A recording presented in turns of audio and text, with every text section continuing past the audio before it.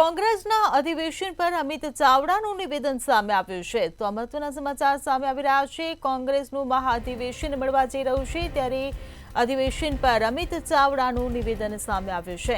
કોંગ્રેસના લોકો ગુજરાત માટે કામ કરવા માંગે છે તેવું નિવેદન આપ્યું છે। આ અધિવેશન તેનો સંદેશ બનશે તેવું અમિત ચાવડાએ જણાવ્યું છે। ત્યારે સાંપ્રત પરિસ્થિતિથી જનતાને વાકેફ કરાવ્યા છે। આ અધિવેશનમાં કોંગ્રેસની રણનીતિ નક્કી કરશે।